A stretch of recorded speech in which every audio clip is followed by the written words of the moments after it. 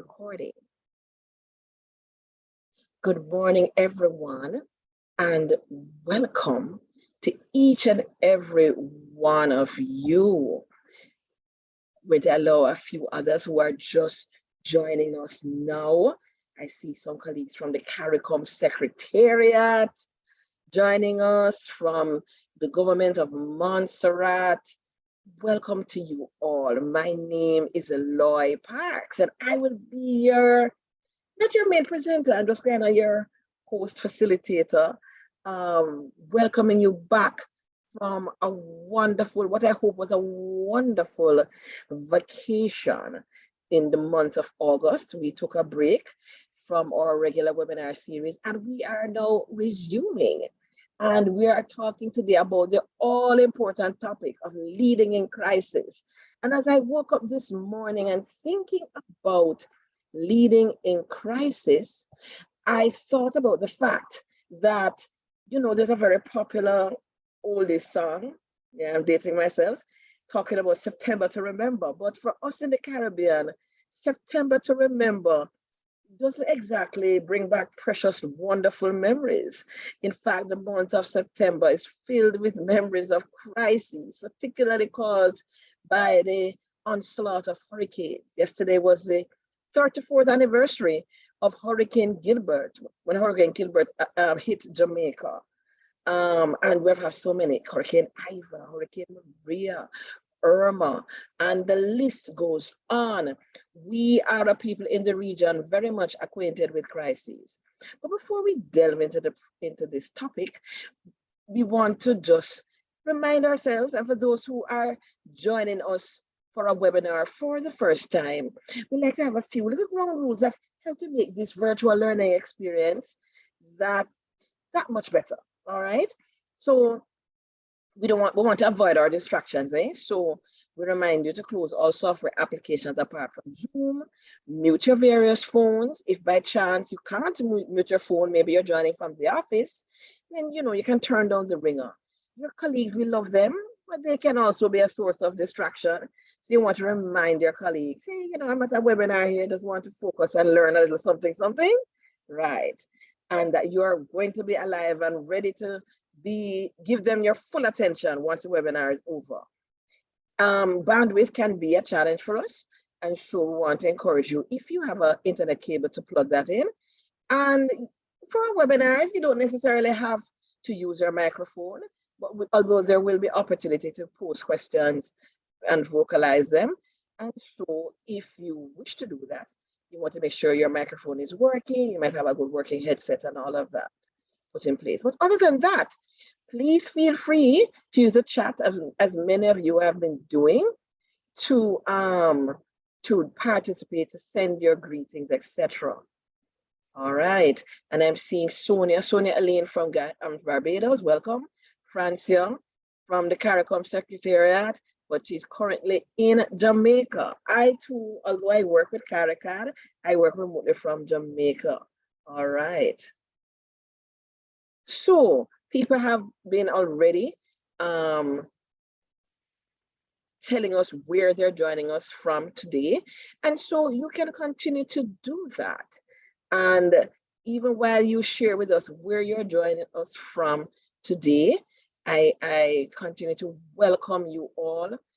I see a couple of people that I have not seen their names in a while. Tamara Wright Brown from JCDC in Jamaica. I want to especially welcome Mr. Steve Wright Scott from Tax Administration Jamaica. Steve Wright is one of those people who have known me when I was 100 pounds lighter. Welcome to you all. It is so great to have you. This is such an all-important topic. Oh, I see Latoya Franklin, one of our alumni, currently with the Ministry of Justice in Jamaica. Really, Jacqueline Barnes from Transport and Mining. We have a full house here.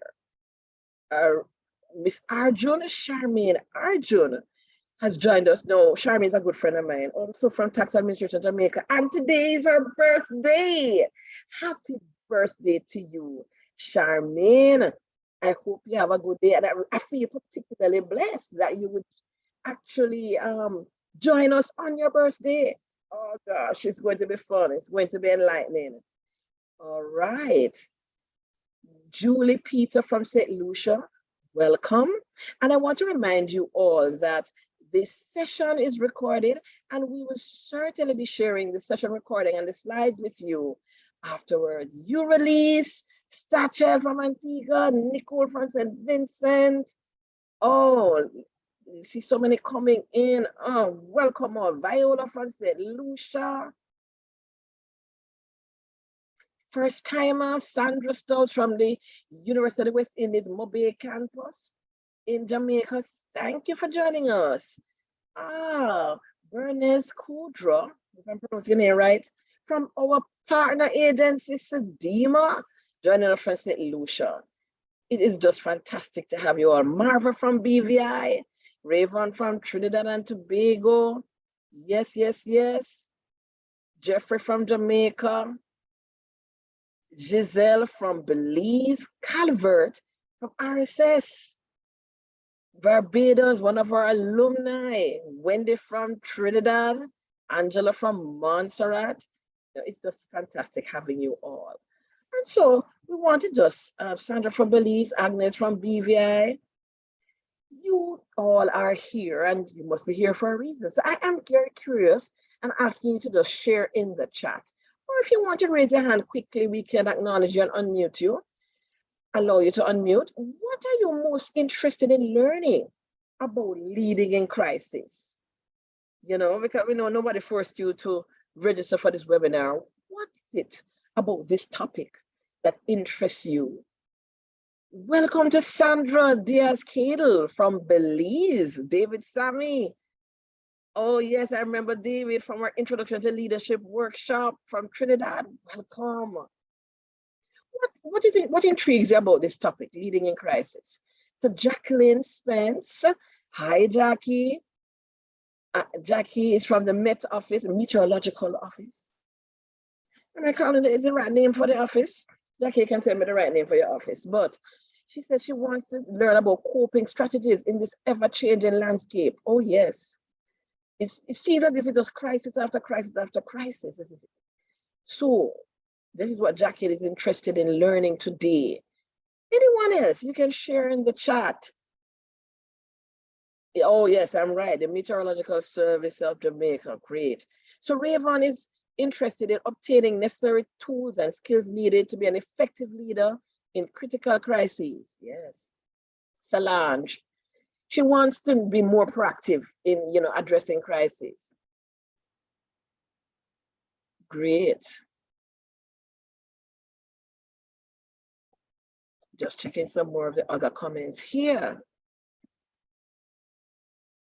Christopher, from all the turmoil we in St. Vincent have faced in recent times, what it would be like to lead people from who have become somewhat disillusioned? A very deep question, Christopher. Yeah, because crisis can lead to disengagement, disillusionment.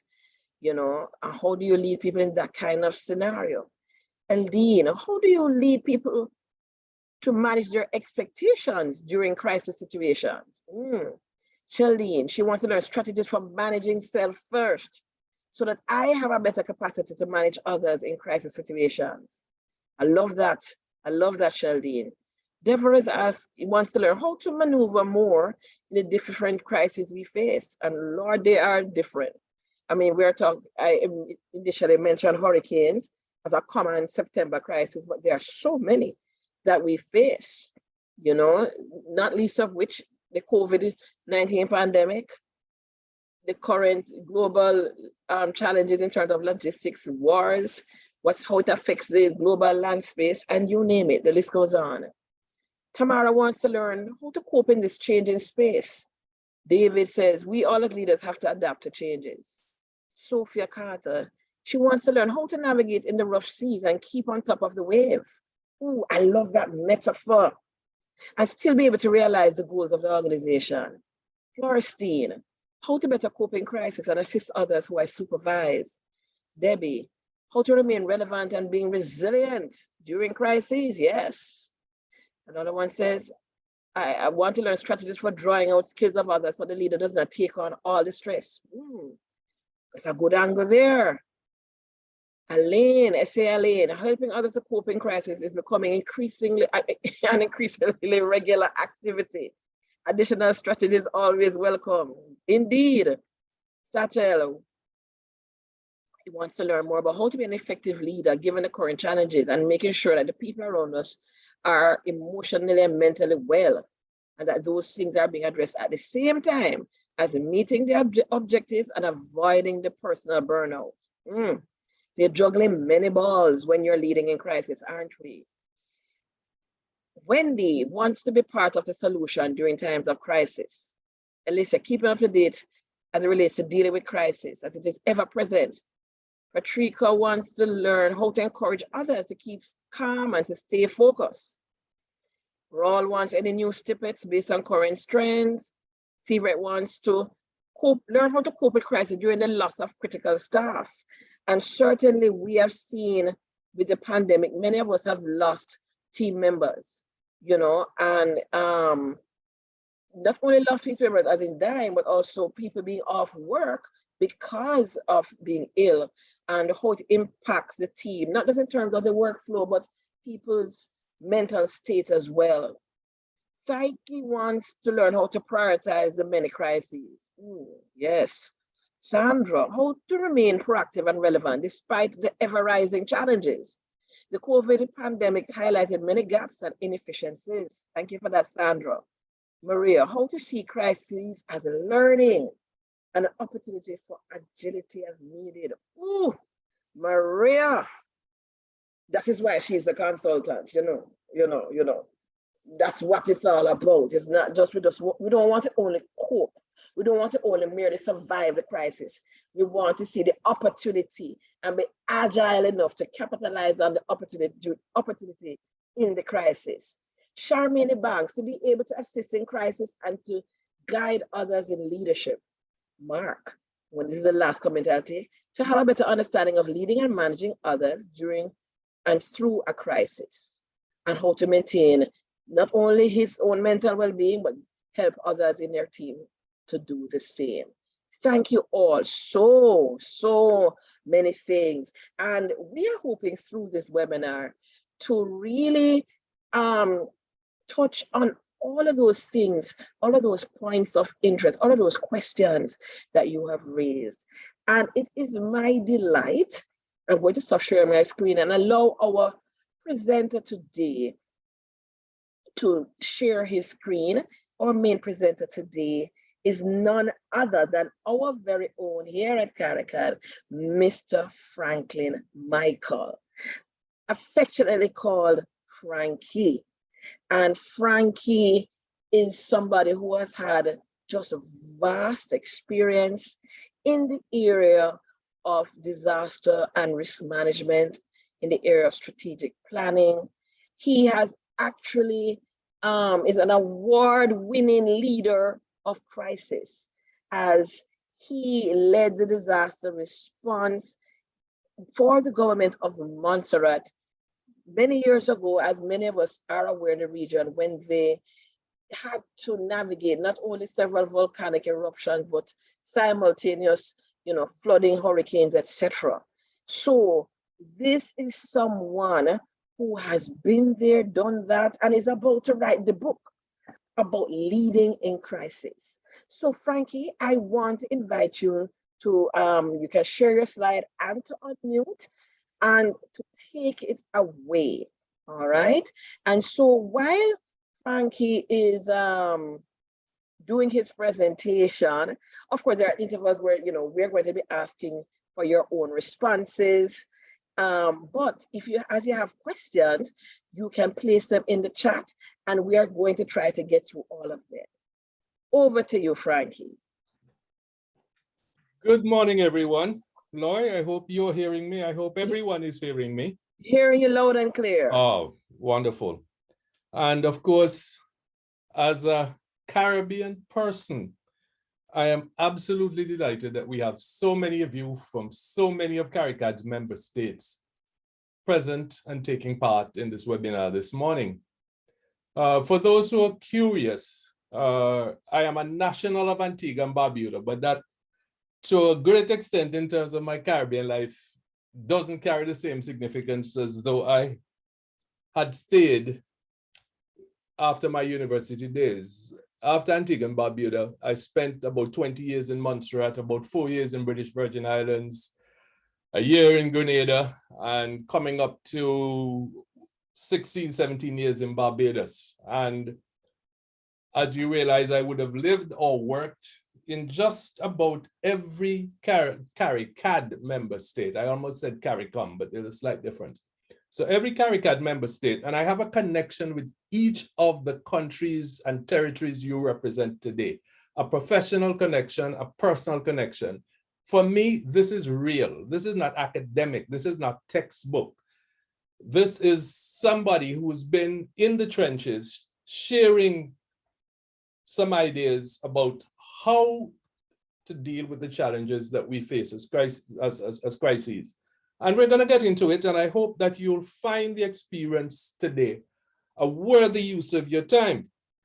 So I thank you for being here.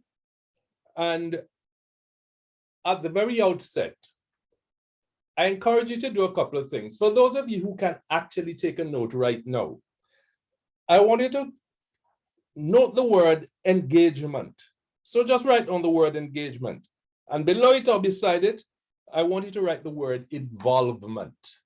So engagement, involvement, then the word participation, the word reflection, and then the word commitment. I want you to write those words because towards the end of this webinar, I would like you to go back and rate yourself. Perhaps you can award 10 points for each word. For those 5, I would like you to rate yourself, how you were today. Yes, you'll have an opportunity to rate the webinar. We're not worried about that. But we want you to rate yourself. You can share it with friends and colleagues afterwards if you'd like. But the sharing is not the important thing. It's the rating and the self-reflection that we want to encourage for this webinar. Remember, this isn't a training session. It's an information sharing and awareness building session. So the first thing, the 5 words, engagement. We want to know if you felt that you connected with us and for you to assess that. Then for involvement, we want to know if you felt part of the webinar. And then for participation, we want you to ask yourself, did I ask questions? Did I offer ideas? So that's where the participation comes in. And then the reflection, did I think about my own experience, my own situation? And am I going to be sharing my ideas as I go forward? And then for you to reflect a little bit on follow-up. So let's look at what we want to focus on today. First of all, I don't want us just to feel an intellectual connection. I want us to focus on self-development. A number of you have said part of the reason why you're joining us today is that you want to make an effort to improve your effectiveness as a leader in a crisis, or you want to be made more aware of tools and techniques that you can make to make yourself more effective. So if you look at our focus, you will see that we want to share some key concepts, first of all, because we need clarity when it comes to understanding concepts, because the concepts build the foundation. If we have different comprehensions for the same concepts, that will lead to confusion. So that's why we want to share some key concepts. And we're going to take a little while to do it, because once you get the concepts right, the application of the ideas, the tips and techniques become far easier. And then we really want to spend some time, as we talk about tools and techniques. CARICAD has 2 related ideas that are relevant that we will share and discuss today about preparing, performing, and transforming be, know, do, and have as the two frameworks. We're going to get into them. Don't worry. I'm just putting them in the context of the second area of focus here. And the third one, we want to encourage you to share your perspectives and commit to action. And you're already doing that, because even in the chat already, we can see that. So what CARICAD is trying to do today is to promote a clearer understanding of the concepts. And some of these concepts are very often confused, and that's part of why we're taking the time to go through the concepts. And we want to give you ideas and suggestions that you can hopefully internalize. You can take personal responsibility for being conscious, being aware, and being willing to apply. The willing to apply is an important part, because a lot of us learn a lot of things and then we don't apply them in practice. So CARICAD is really hoping that a lot of you, when you leave today, your reflection will lead you to a commitment, which leads you to subsequent action to make yourself ready. And if and when the next crisis strikes and you're involved, especially in a leadership role, then you'll be readier than you are right now. And we want you to interact with us and with each other today and later on. We want you to build connections, especially those of you in the same country. If you don't normally work together, but you have this as a common experience today, you use it as a connection to help to create a network for yourselves, so that, again, when a crisis situation arises, you will not be strangers. Now, remember, you might say, but why are we talking about leading in crisis? It is simply because a crisis is a leadership issue. A crisis is a leadership issue because you do not get effective management emerging out of a crisis unless you have good leadership. Because remember, unless you get that leadership, normalcy is not going to be restored. So I want you to think about what you're seeing on the screen now. Dr. Asher Cambon, a colleague of, I'm sure some of you who are here, in addition to me, myself, has written extensively about our developmental challenges. Look at what she is telling us about the Caribbean region and disasters. If you haven't come across this before, when you get the slides from us, I suggest you make careful note of this and you do additional research on Dr. Campbell's writing, because this is fundamental. This is why CARICAD is asking you to sacrifice your time today. Look at the second bullet. Annual damage in the Caribbean accounts for 40% of global damage. The Caribbean is not 40% of the world's population. The Caribbean is not 40% of the world's GDP. The Caribbean is not 40% of the world's land area, but yet, disaster damage, when we get it, accounts for almost half of the damage in the world. Now, I don't know if any of you have seen this information before, but let that sink in for a moment. We go to our jobs, enthusiastically, happily, and then something happens and then, everything turns upside down.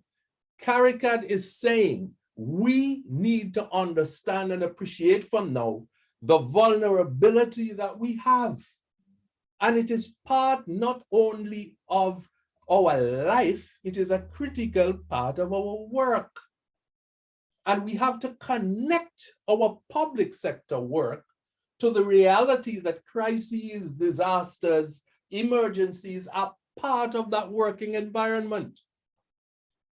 One Tuesday afternoon, I had taken, as they were then, our young children out for an evening drive, part of the tradition, especially as their mom was overseas at the time. I got one phone call.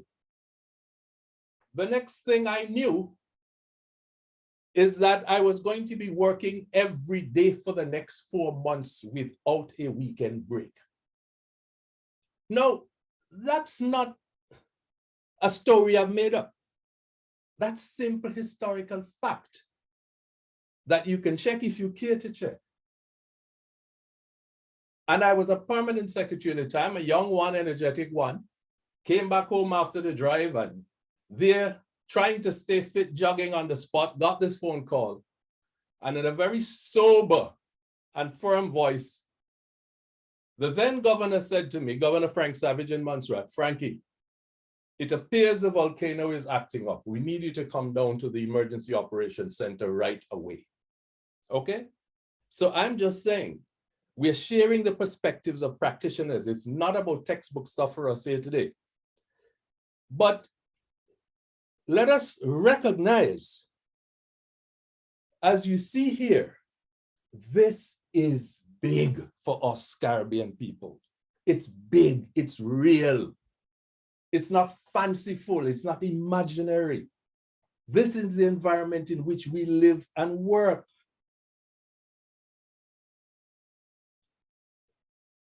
Look at the first box, the blue one. The Caribbean has been particularly hit by devastating hurricanes since 2014, with the 2017 Atlantic hurricane season standing out as historic, both in terms of storm strength and damage. Now, 2017 was only 5 years ago. We're not talking about 1920. We're not talking about 1910. In other words, this is our current reality. That season had 10 hurricanes. Now, it's happened once, it can happen again. And I know we're not focusing exclusively on hurricanes, but we're setting a context here. Because as Loy already said to you, September, you can go back through our history. See how many devastating storms we've had in September. In fact, September 10th is regarded as a peak day for storms and hurricanes in the tropical Atlantic. So you can go back and look at September and early October and see what has happened. Why we're doing this is that we want you to ensure that you have that consciousness that this is our reality. So, why is this important? Look at what's on that slide.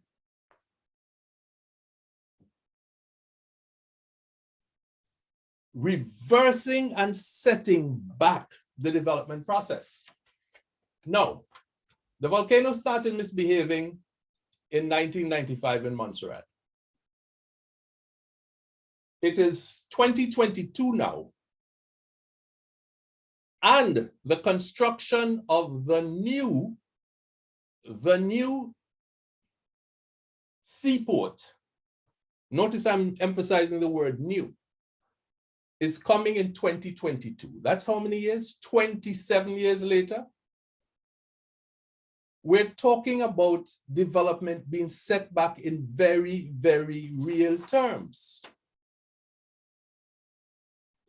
But what I want to stress is that because we live in small countries, and with due respect to my very good colleagues and friends from Guyana, I know, yes, you'll tell me, Guyana is not a small country, Suriname is not a small country.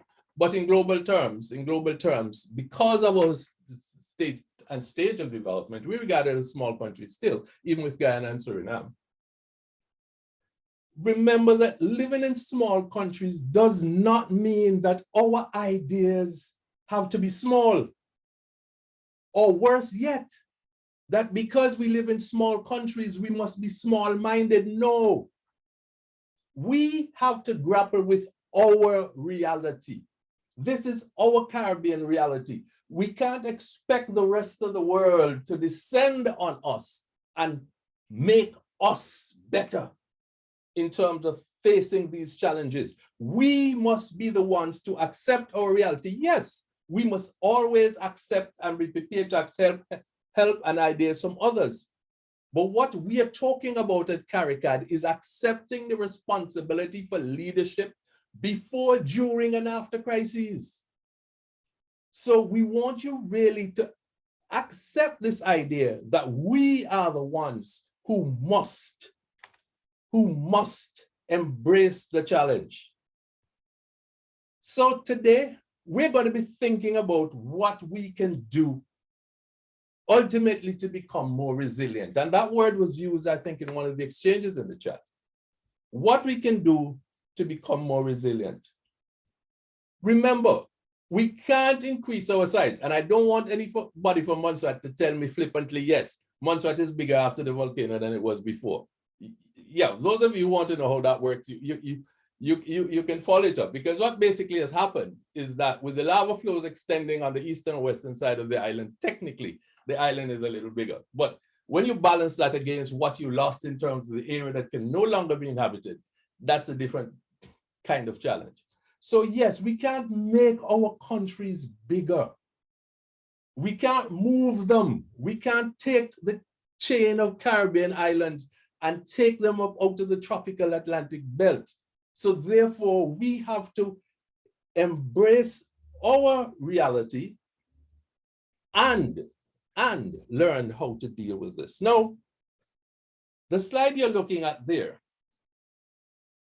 is a framework for the 7 Ds of disasters. Now, that's just something we came up with in CARICAD, because we've been looking at this whole issue of hazard, vulnerability, crisis, disasters for quite some time. We have had a memorandum of understanding, an MOU with CDEMA for about 6 years now.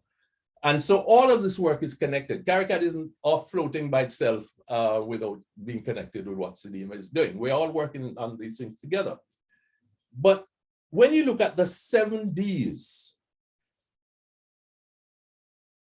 you will see that what we're trying to do with ideas that we're sharing today is to reduce the negative impacts of disasters and prevent crises from becoming disasters. The reason, again, because of the overall developmental significance, we've started, pull examples from hurricanes, pull examples from disaster situations. But we want to do that so that you recognize that not every crisis has to become a disaster. And we're going to get into the concepts a little bit more. But just look at those 7 Ds. And for those of you who have experienced a real disaster situation, I think you can identify with every one of the 7 Ds. And those, if you're curious about the photograph on the left, I don't think Angela can probably tell us in the chat, but I don't think those buildings are even visible anymore. The building on the left towards the edge, that building would have housed the House of Parliament and the courthouse. And the one next to it on the right would have been the Methodist Church in Plymouth. I don't believe those buildings are even visible. I took that photograph several years ago. But I just wanted it there to give you that sense of destruction, because you can see these were buildings that were in use, and you just heard what I said they were. So that's to tell you they're a very important building socially.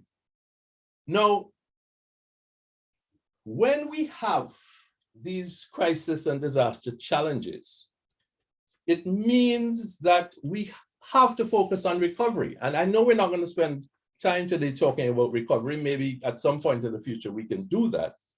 But it is important. It is important that, again, this is what Frankie is saying. Look at what Dr. Spence is saying, that recovering from these hazard impacts, he sees as a primary development challenge. Now, we have a discussion very often in the office here in CARICAD, but we come back as to whether it is a primary challenge or not. We come to the conclusion it is one of our main challenges. Think of our entire region. Yes, and if you're in Guyana and if you're in Suriname and you're engaging with us right now, you're saying, no, but we don't get hurricanes. But what about the floods of 2 years ago? How bad were those? So it is not a case of saying, okay, we are blessed because we don't get X, we don't get Y. We have to treat with all of this very seriously.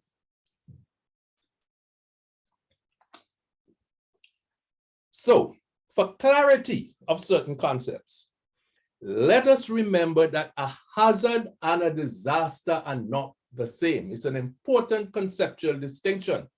And you see the definition we have given you there. Hazards are dangerous phenomena. They arise from the natural world, they arise from the human world, so to speak. And you're going to look at some of our main hazards in a moment. But internalize the distinction. A hazard is not a disaster. Something happens with a hazard, other things happen, and then we have a crisis, we have a disaster.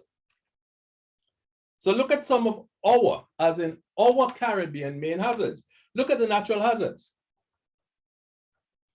Several years ago in St. Vincent and the Grenadines, there was a rainstorm that was not a hurricane. I think it was Christmas Day, Boxing Day, as we traditionally call it. It was not a hurricane, but the damage was extensive. And if memory serves correct, there was loss of life. So we have rainstorms and windstorms, and you see that whole list there. There was a time when here in Barbados, people used to say Barbados doesn't get earthquakes. And in 2008, one day the team that was there at the time, we are here at CARICAD at the Secretariat. And when I felt the building shake, I realized it was an earthquake. And when others realized it was an earthquake, because you know the local Bajans, for them it was a relatively new experience, we had to decide what to do. Of course, with all of what I'd been through, I very calmly got up and went to the rear exit because I knew most people were going to be crowding to rush out of the main front exit. But the point I'm making here is that these hazards are real for us. Even in the countries where we say we didn't have challenges, we are feeling them, we are seeing them. Now, increasingly since that time, since 2008, we've been feeling earthquakes here in Barbados. And the scientists in Trinidad and Tobago are warning us that we could get, yet we've seen what has happened in Haiti, we could get big earthquakes coming, we could get tsunamis coming, largely because of our geography and our geology. So you're seeing that long list of hazards, including bushfires, forest fires, heat waves now. They've just advised us that here in Barbados, September and October, our temperatures are going to be more than likely over 90 degrees regularly. Now, the implications of all of that. Landslides and landslips. We have had situations in Dominica where we have traveled to go to work, and sometimes colleagues couldn't get from the airport to town because there was exceedingly heavy rain and there were landslides on the way. And I'm not even talking about the Layou landslide now in Dominica, because for those of you who haven't seen it, you can look it up. The Layou Valley landslide, which I actually call a mountain slide, because that's to tell you how big it was and remains. But look at the human side. COVID-19 will come to mind quickly. But look at the others. We have hazardous materials. We have mass transit accidents. Sadly, if there's anyone from St. Vincent and the Grenadines here, as part of the wider CARICAD family, we extend condolences to you on the loss that occurred yesterday with the traffic accident, because in a small country, when you lose 4 people in a traffic accident, it is very significant, okay? So you see there, cyber attacks, fires, terrorism, and explosions. So it is the hazard plus the vulnerability that can give us the crisis or the disaster, because that hazard plus the vulnerability creates the risk. And then we can see the 7 Ds kicking in. Now, natural hazards, in the absence of interaction with humans, those hazards are not regarded as crises or disasters. So if you have a landslip someplace in the middle of a mountain chain of a big country and it doesn't affect anybody, you may not even hear about it. But when it impacts human life, that's when the challenges arise. So we want you to be conscious that it is really the interaction really the interaction with human beings that gives rise to these challenges that we face. So the crises. Now, remember, they tend to be more localized than disasters. So that's one of the conceptual pieces. As I did say, we're taking a little time about the conceptual bits because it's important. If you get these bits clear going forward, it'll be a lot easier for you. Crises tend to be more localized than disasters, so they may not be as widespread. Now, crises very often arise from human actions.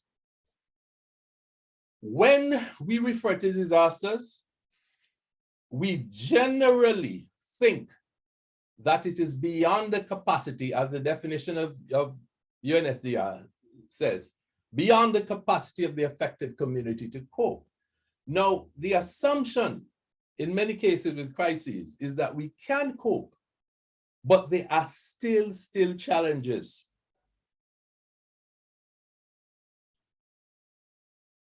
Now, as I said already, we're using a lot of examples from disasters because we are so prone to them. Now, if we do well in managing our disasters, we're going to do well in managing our crises. But again, another conceptual issue which I want us to have as foundation. Look at the definition and notice we're saying non-military leader. It's slightly different in the military context. That's why that's why we put it there. And it's not our definition. You see the credit there from the Arizona State University, but we particularly like this one. You will notice it does not say a leader is a permanent secretary. A leader is a chief technical officer. A leader is a deputy permanent secretary. A leader is a CEO. This definition doesn't start that way. The definition starts, a leader is any person who influences. So bear that in mind. That's extremely important. Leadership is not about titles. Your title may bring the responsibility of leadership. It does not make you an effective leader. So when you look at that definition, in addition to the fact that a leader can be any person, notice there is reference to individuals and groups, because there's the idea of interfacing with individuals when you lead, but also interfacing with groups and ideally teams. You want groups to become teams, but that's another discussion for another day. Towards achievement of goals within an organization, because that's where we are focusing. How do we make ourselves better to help others to be better, to help the organization to be better?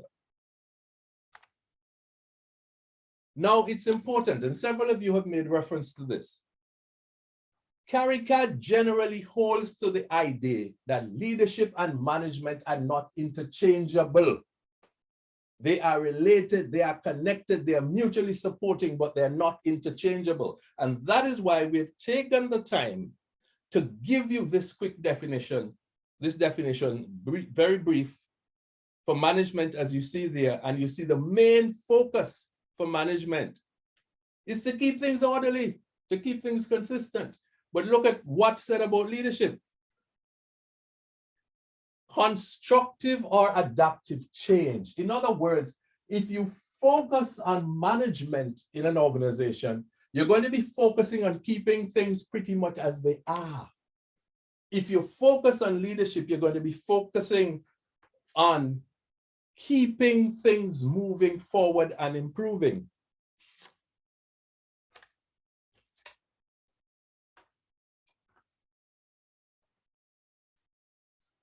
At CARICAD, we very strongly promote the leadership management continuum, because we think that separation of leadership and management creates ineffectiveness. Yes, I know we do have our leadership development program, but it is set in the context of our charter, where we make sure you understand that we are not saying that leadership is the only thing you should focus on. In fact, our charter has 6 pillars, 13 elements, and no, 13 principles and 50 elements, of which leadership is one. So that's to tell you how broad we have the picture in terms of leadership and management. But what we're saying to you, and we want you to leave today, if you didn't have it before, with the idea that leadership and management work together in normal times as they do in crises. So I want you now to begin a little bit of engagement. How prepared to lead? Okay? Want to find out from you. Are you prepared to lead in a crisis? And if so, why? If not, why not? Share quickly in the chat, and then Lloyd will highlight a few things that emerge from what you've said, and then we will come back. We will come back to get into the crisis context of leadership and move forward. Okay, Lloyd, seeing anything? Oh, yes, not as yet. We're giving them a minute. Right. Or just, so Isaac says knowledge and skills. So Isaac, you have to elaborate a little bit there. Antoinette says, no, I'm not prepared to lead in a crisis. My nerves would get the best of me. A very honest answer, Antoinette. Antoinette, we're going to touch on that a little later on, but an important point. So Christopher said, yes, he's prepared to lead, because without leadership, there's going to be chaos. But Christopher, we want you to say why you think you would lead effectively, why you're prepared. Not just the intention and the desire. Yeah.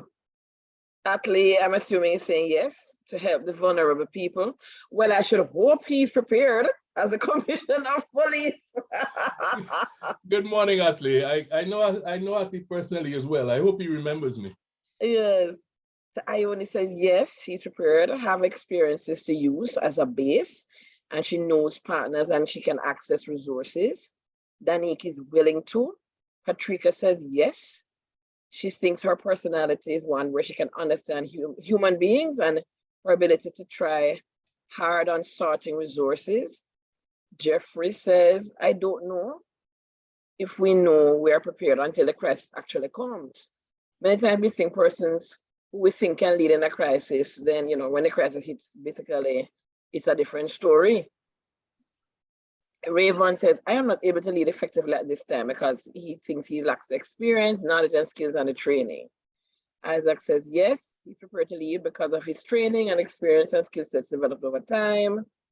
Steve Rice Scott, yes, he says, I am prepared to lead because this is required of him as an ICT manager. Nariba says, I would try by natural instinct, but still would need the right steps. So I would know what to do, know what is required, yeah? Dr. Miguel Christopher, welcome, Miguel. She says, I would say yes, based on learning from past experience. S. Gittens says yes, given her people skills. Urali says, yes, I am prepared because I keep calm in stressful situations. Christopher says, because of some training received in trauma, resiliency, and having to work in the field during many of the situations we have faced in recent times. Jan says, yes, not afraid to make necessary decisions using all the information available at the time. Delays in decision making can be even more devastating. Janet says, yes, she loves a challenge. Sophia says, yes, I am prepared. I'm willing to listen and act accordingly. Marcus is saying he's prepared to lead. Leading in crisis gives me a sense of purpose and satisfaction. He enjoys overcoming challenges. Oh, I like that, Marcus. Nicola, I agree with Jeffrey. COVID showed me that I was ready. But then again, I had no choice. True, Nicola. Latoya, I have to handle crises from time to time, such as fires at some of our facilities. This is in the justice sector in Jamaica. It's never easy, but calmness helps. Nariba says, we often would say yes, but then panic when placed in the situation. Yolanda says, yes, leading in crisis would build my inner resolve and strength. Beth, I think we do not know our strength until it is harnessed. But I am sure that with a strong team, resources, challenges can be overcome. Jamir says, I am prepared to lead as I am trained in crisis leadership and management. actually lectured in this area at UWI St. Augustine. Okay, Jamir, you can tell us more. Narsha says, good morning. Yes, I think I'm prepared to lead due to my personality, my caring for the well-being of others. And Charmaine says, yes, I'm willing, as I wouldn't be in it alone. Man, the comments are many. Okay, but we're gonna have to move on. Hopefully, we can get a sense. We can get a sense Yes. later on. Yes, But people got thank a you, good Lord. sense. But Yes. let me just say, my non-scientific, very quick reaction to that is that it sounds as though 9 out of 10 of our participants are saying they see themselves as ready, which of course is very good news for the region. Okay, it is good news for the region, but some participants are also saying, let us be mindful that you may think that you're ready, and when the situation happens, you may not be as ready as you think you are. And as we work through today, we will see how you feel afterwards when we go through the frameworks and we go through the principles and practices. So let's continue. Now, we want you to take a little bit of time and look at our panels here with regard to the context of crises. Look at the first box top left. And if nothing else from this panel stays with you, let that stay with you. In a crisis, we have time pressure. There is a prevailing sense of urgency. Things are happening now, and responses are required now. Not next week, not next month, not next year, right now. And that right now may go on for months, depending on the nature of the hazard impact, depending on the nature of the event. There's uncertainty, there's misinformation, and there is, I have it in brackets, but it's because of how we interpret it, there is a sense of chaos. Depending on how we understand it, we may not see it as chaos. Disorder, certainly, yes, and issues associated with that. But look at the other panels. And this is important. This panel is important because a crisis situation is not your everyday drive to work, get into the office if you're an office person, or get into the field if you're a field person, and things are pretty much as you expect them to be. That's not what the crisis is. The crisis is when we have to do things differently because something negative, it has either happened already or it's continuing to unfold, and it requires urgent and decisive action. And you see in the panel there that we have mental health deteriorates. And I think someone already made reference to that, that in crisis situations, we can have major mental health challenges. I want to draw your attention to one of the bullets, second column, 3 down. Anger and frustration displayed often. Brace yourself, prepare yourself that in crisis situations, a lot of people are going to be very angry. It's going to be a human response to the fear that's arising there. And down at the bottom, the gray one, last one, bottom right, clash of cultural norms. If you get people from different countries coming into a crisis situation, usually like a disaster, a major hurricane, you can have people coming with ideas that are not part of your normal culture. The way how people even approach each other. In the Caribbean, I think we still have, for example, a tradition of just, you know, greeting people as we go by on the street, especially if we're walking. You greet people, say good morning, good afternoon, good evening. We just say it because it's part of how we interact. If you come into an office and you come to the door, I think the vast majority of us still say good morning, good afternoon, because that's part of how we express, how we live. But there are people who come from other parts of the world in which that's not part of their culture. And if they come and engage with us sometimes, and I'm just not dwelling on it, but using it as an example. The business of saying hello to strangers is not part of theirs. And we need to have this sort of consciousness. But look at the panel to the left of that. Many dimensions of politricks. Notice I'm using the word politricks, not politics, but politricks, because in crisis and disaster situations, Politics not only has strange bedfellows, politics becomes a strange bedfellow. And I'm talking from experience, because politicians very often can see a crisis as an opportunity for affirmation of their value, one, or an opportunity to make the other side look bad. If you are a leader in that context, understand the dynamics that are happening there. Prepare yourself for that, because it's going to be part of your world, especially in a protracted crisis or in a disaster situation. So we are putting this here so that when you get the slides, you can reflect on some of this, or if you want to make notes for yourself, you can say, but yeah, that's the situation I am going to be working in a major crisis situation. On the right, the photograph on the right, it's not a full photograph, but that's just to remind us. Those are graves, a photograph of graves in a part of Brazil from COVID-19. That's part of what COVID-19 did. There were so many people that were dying so quickly, that's how they ended up burying them, okay? And I just, again, want that as part of our context.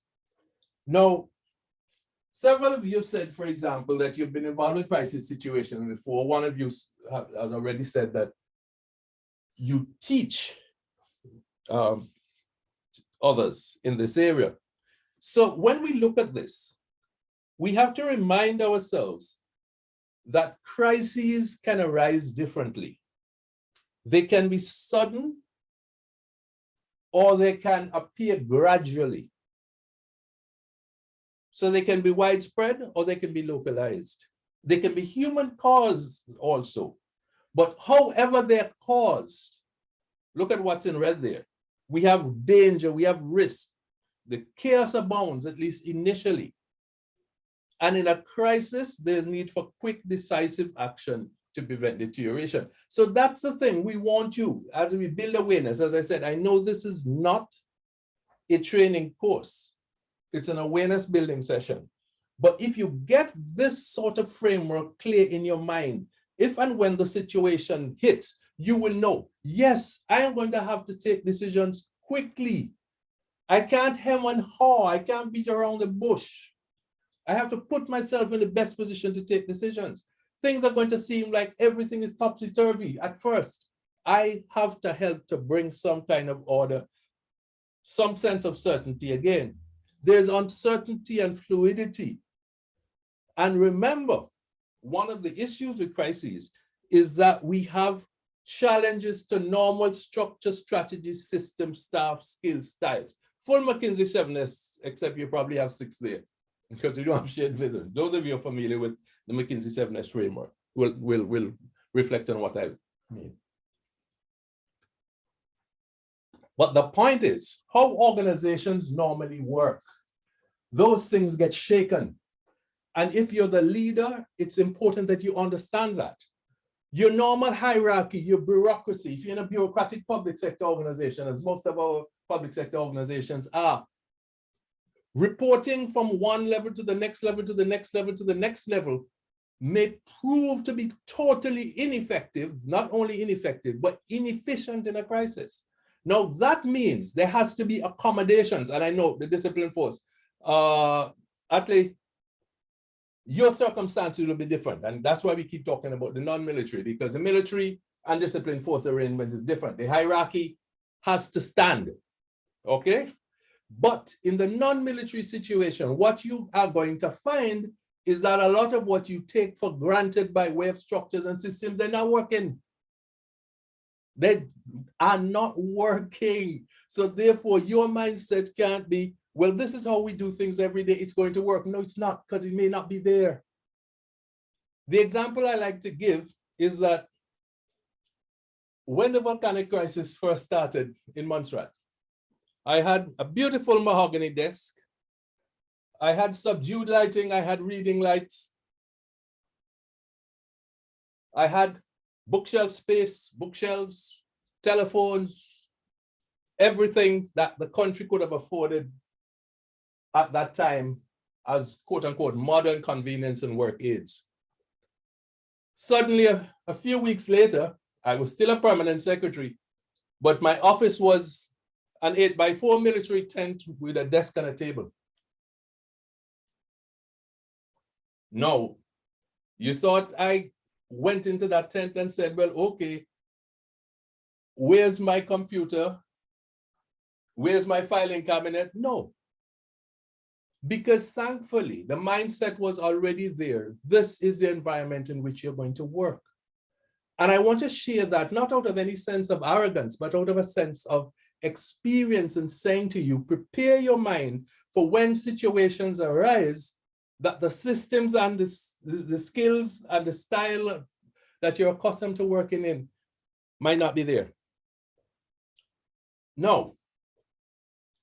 It is important as we're thinking through all of this to remind ourselves that when you're a leader in normal circumstances, there are all kinds of lists, huh? And you can find lists that are longer than this, but I just wanted to pull this 9 out to remind us. And you can look at them there and see that I have underlined a couple of them and put one in red. Referee, mediator, advisor, strategist, and manager. Yes, when you're a leader, as I said before, you're a manager. You're still a manager because you lead people, but you manage resources. And if you're going to lead without having access to resources, your challenge is going to get even worse. So look at all of those. And those of you who are in leadership know, look at it and see, do I agree with this? Am I really all of this? Yes, you are, or at least you should be. But look at it and think about this, because remember, your responsibilities are not going to disappear when the crisis hits. The circumstances and the context are going to be very different, but your responsibilities, you're still going to be the leader. So these things are not going to disappear. You're going to be operating in a different setting and working at a vastly, vastly, vastly increased rate of speed. Now, again, this is not CARICAD's research, but this is Pew research, very reputable, of course. And 7 of the most desired characteristics in leaders, look at them there. And again, quietly, don't show the paper to anybody if they're sitting near you right now, but how would you rate yourself at 1 as a leader? Would you rate yourself as top of the tree? I mean, we're all going to rate ourselves very highly at number 2. Intelligence, okay? So we can quickly move from intelligent to decisive. How decisive are you? Do people have to wait on you to take decisions? Because even though you have the information, even though you have the rationale, even though you have the justification, you just don't take the decision. Is that your reality? Because in a crisis, these are the things that will present challenges. So are you organized? Are you organized? Can you walk into your office in the dark, absolute dark, and know where to find your tools of work? Can you do that? How many of you now could accurately draw a map of your office, a sketch of your desk with what's on it? Could you do that? I've actually done that as an exercise a few times, by the way, just to test it. But you can test yourself. Could you really, can you picture? If you wanted a particular document, and I have CARICAD colleagues here, so when I'm making these statements, you will know that if I'm asking you to do something that I'm not prepared to do myself, then my colleagues are going to know that I've been disingenuous. So I'm saying that these are the things that if you have these habits of mind early, these will come in handy, and we'll come to it shortly. Now, at CARICAD, we focus on transformational leadership. And we focus on transformational leadership for a particular reason. And that is because Transformational leadership treats with positive changes in the organizations through the leader engaging with people and being an example of what is needed. I know the EDF CARICAD is here. This is not an advertisement for him, but I'm just calling the EDF CARICAD Mr. Rowe's name at this point. Okay? Yes, ED, I'm calling your name. All right. And everybody will recognize that's an endorsement of your leadership style without me saying that. No. Transformational leadership is also called the relationship theory of leadership. But you can see from the definition there that what is emphasized, all right, is that relationship between leader and follower, which is a positive one based on who the leader is, what the leader does, okay? And that relationship with quote unquote followers. So transformational leadership, as I said, brings about positive changes in our organization, because remember, transformational leadership aligns with CARICAD's mandate for public sector transformation. So yes, we know that there are other concepts of leadership, and leadership theory has evolved over the years, and you know, servant leadership, situational leadership, trait theory, all of those and others, but they don't have to detain us here, no. But just look at this and ask yourself again, because I'm asking you to ask yourself a lot of questions. Are you a transformational leader with your staff? If I had the opportunity to go to your staff now in your absence, notice, in your absence, would they describe you as a transformational leader? Would they say that the organization has seen major positive changes, not just because of what you've done, but how you relate to them and who you are as a person? Would they say, yes, you're a transformational leader? I hope so. And I hope everyone can say, yes, I'm confident that my organization, my people would say that. So when we talk about transformational leadership, and we want you to, if you haven't embraced this before, if you haven't thought about this before, if you haven't been in a position like some of us where you really had an opportunity to practice this, we want you to focus on the ideas associated with transformational leadership about motivating, empowering, inspiring, being the example. And when we look at our CARICAD framework, you will see why this is particularly important. So, when we talk about basically what transformational leadership is, you might have the question, so what do transformational leaders do in broad terms? And in broad terms, you see it here. I don't know if you've ever had the experience I have had of working with a quote unquote designated leader. Notice I am prefacing leader with designated, because designated and actual are not always the same. A designated leader who didn't have a vision and didn't set a direction. I've had that sad experience. I've also had the experience where the leader almost set the negative example. And as I've said before, one of my early challenges when I became a chief technical officer at quite a young age was not to be the example of the person who had preceded me, because that person had taught me lots of ways of how not to run an organization. So transformational leaders set an example by being an example. So think of yourself again. Are you an example of the leadership style that you preach?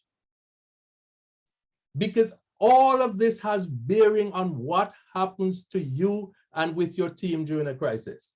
And you see the other points there. Transformational leaders communicate effectively with the 7 C's of communication, which you can look up after. We're not going to stay to go through those individuals. It's not critical. Align ideas, jobs, and people, and bring out the best in people. Now, look at this box. Where do you fit in most of the time? I'm sorry if we're in the same room, I would have been seeing the facial expressions. But where do you fit in? It might not be the favorite thing to ask you to type in the chat where you think you fit in. But are you one of these types all the time? Notice I'm saying all the time. Think about it. Are you one of these all the time? Are you a drill sergeant all the time? And again, yes, in a disciplinary force, I know we may have to give some latitude. When I say jump, you say how high. Is that your leadership approach? Okay. Are you always a coach? Or are you always just the windbag that talks a lot about leadership and never shows it, never gets anything done? So I like this cartoon because it encapsulates leadership styles that from time to time are required. But what it illustrates is if you fall into one of these habitually, okay?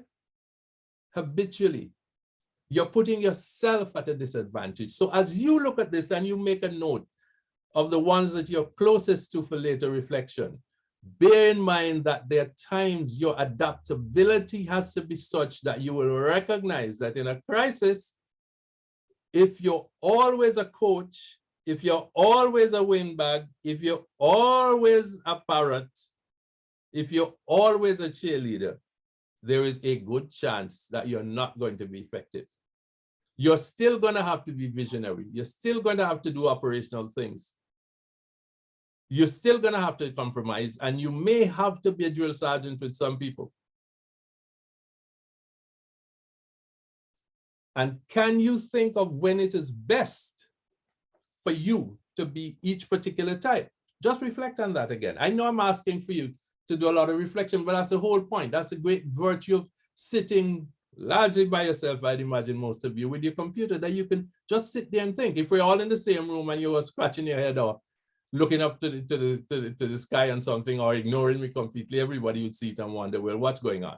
But here you have the privacy of wherever you're located, just to reflect. So, talking about reflection, do this for us. What did you learn about crises from the COVID pandemic? Very quickly, and we're going to do the same thing again. Loy is just going to highlight for everybody's benefit some of the points made. We're not staying too long on this. So very quickly, what did you learn about crises from the COVID-19 pandemic?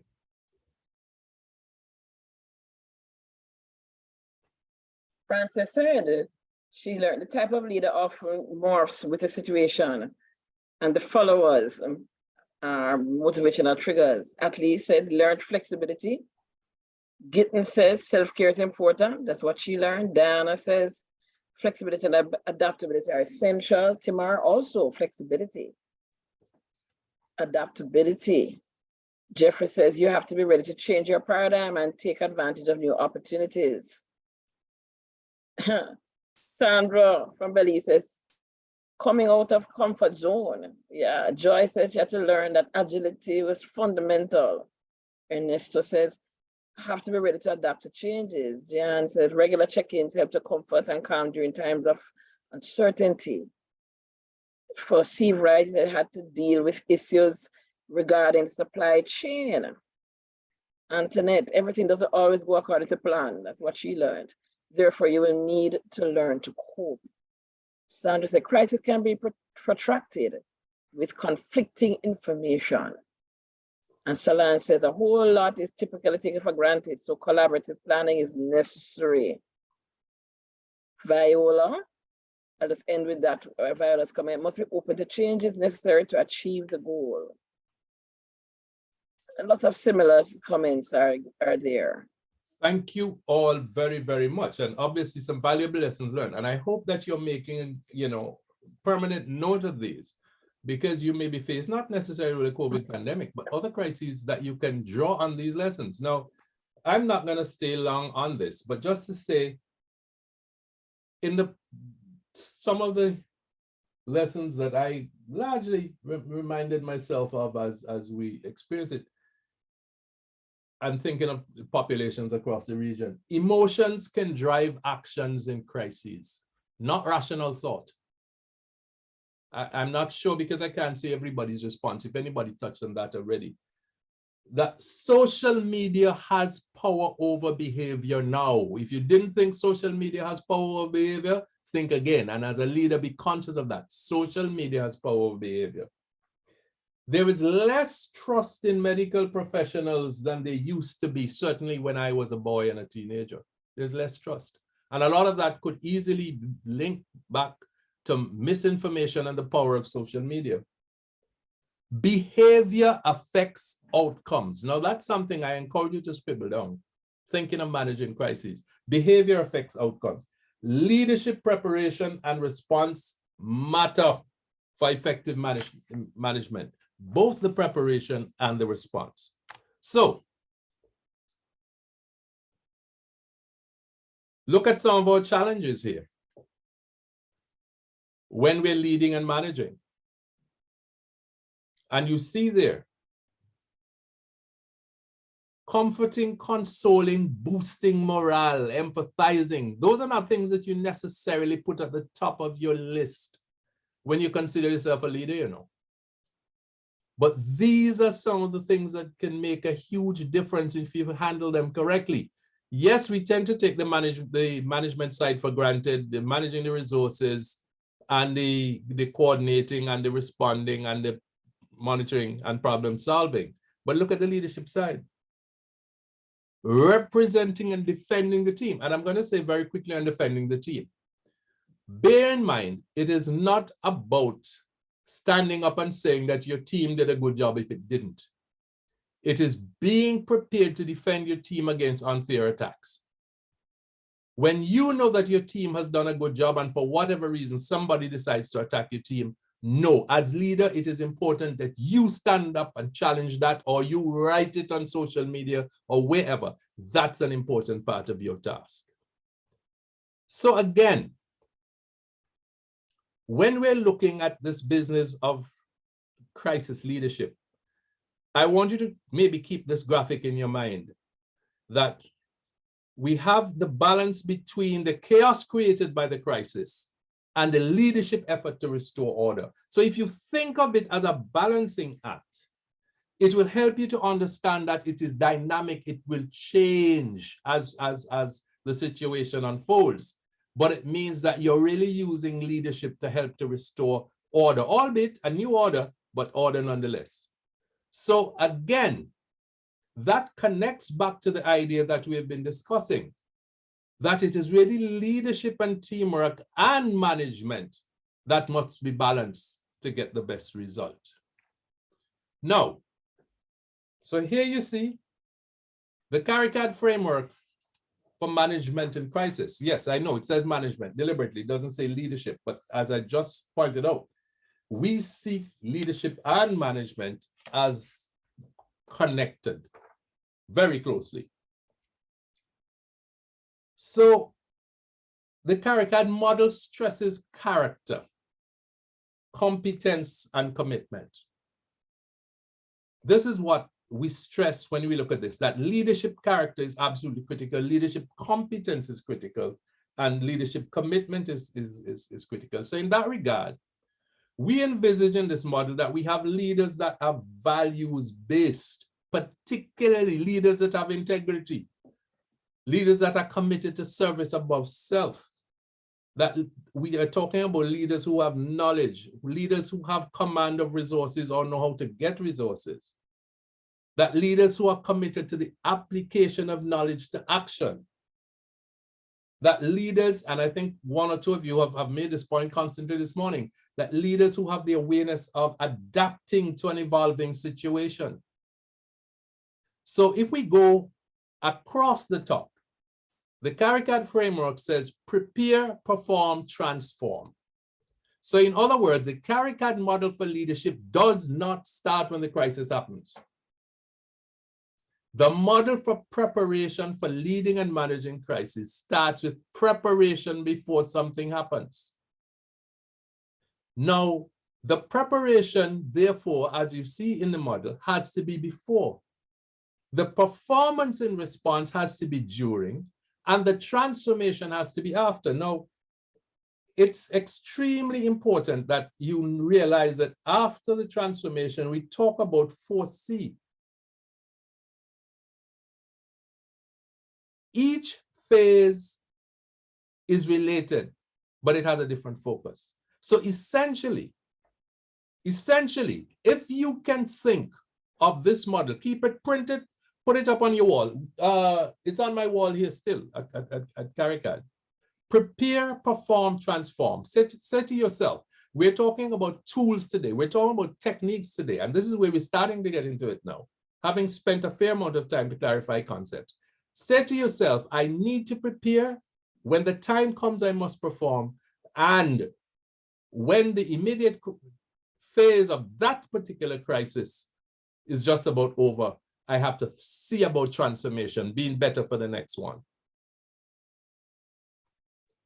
So,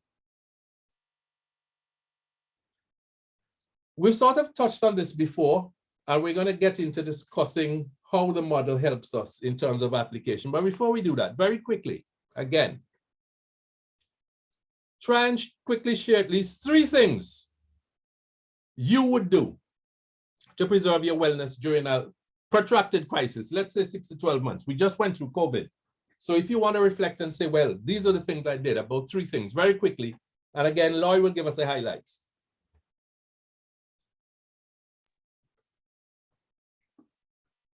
At least says, don't panic. Okay, that's one. Yes. Take time to recoup, Tamara says. Yeah. Have proper support, Alicia from SVG has typed. Diana says, allow yourself time to disconnect from work. Seafried says, schedule adequate rest. That theme of taking time for yourself. Mental health, check on your mental health. Jeffrey says that. Sitting still for a few minutes a day, listen to music, taking deep breaths. Following the protocols, says Deborah, readjust my expectations, says Isaac. Start exercise. Sharon, I like this one. Stay busy on things I can control. Anthony says exercise is good for the body and the mind. Teresina says eat on time. Patricia, pray, keep focus, exercise. Frika says you keep reminding yourself, this is not going to last forever, just go through it. Prayer, says Claudia, be flexible, says Tamara. Talk, debrief, self-care, says Mark. Laura says give herself time to process and to adjust. Floristine says self-care, eat, exercise, rest. Empathize, says Emilian, with family and others. Leonard says don't try and do everything by yourself. Erica says reevaluate and adjust. Self-care, and get involved in self-care as necessary. Charmaine, that's the last one I'll read. Lean on her support system. Practice self-care and use music. Be flexible, says Sonia. Damon says identify those things within my control and set realistic goals. Balance time. Schedule rest, exercise time. Get enough sleep, says Janice. Thank you all very much. And let's hope that as we pull these things together in a framework, because that's what we're about at CARICAD. Try to put things in a way that you have them as tools. So we just looked at the framework for managing crises. The CARICAD perspective now with regard to leaders. Again, it's very simple. We borrowed 3 of the major elements from the United States Army when it came up with the concept. We didn't borrow it in 1983, we borrowed it subsequently, but just so you know, we're not pretending that the original concept of be, know, do is a CARICAD original. It's not. It's a US Army original as far as we're aware. And if it's not a US Army original, then we apologize to whoever came up with it that we're giving credit to the US Army for. But so far as we can tell from the literature, it's the US Army. So when you think of yourself as a leader, our CARICAD model says you have to think of the B. What are your beliefs? What are your values? What's your character? So you can scribble a note to remind yourself, because very often, what is my B? What is my character? What are my values? What are my beliefs as they relate to leadership? What do I know? Do I know my job? Do I know human nature? Do I know people? Because if you're a leader and you don't really understand people and you don't know your people, there'll be challenges. And what do you do? Do you do more than talk? Do you do more than lecture? Do you do more than direct? Issue directives? And then CARICAD added the have. And you might say, but if the US Army, if it was good enough for the Army to be be, no, do, why did CARICAD have to add have? And the answer to that is very simple. We live and work in environments where we need tools. And if you don't have certain tools, you're not going to be effective. So as a leader, we want that consciousnness to come in, that you're going to need certain tools and certain resources, certain equipment that you're going to need. Can you imagine the US Army, as the trainees would say, going back to my early days for the time I spent there, the US Army doesn't scrunt for resources, does it? I don't think so. But a lot of us in the public service, in the public sectors of the region, we scrunt for resources. So it's important that the leadership above us understands that if we're going to be effective, that we're going to have to be making the case for resources also. Now, apologies for colleagues, to colleagues in Dominica, if this is a little painful for you. But the shot, as you can see there on the right, that's after effects of Hurricane Maria, very soon after the hurricane had passed. But what we're saying is that going back to the model, prepare. So let's focus on preparation. Now, you will see what we have done here now for you. We have put the be, know, have, do framework into a matrix. We won't have the time this morning to go through every single mention in every cell. But I have highlighted in green some particular ones that I want to draw attention to. So to make sure we're all on the same page, let's take the first column, B. As a leader, in preparing yourself, and again, this is a phase of preparation now, in preparing yourself, be values-based, and that will lead to your commitment. Be values-based. Things like integrity, things like honesty, things like openness, a willingness to share your authority. Things like a belief in human beings, that essentially human beings, more human beings are good than bad.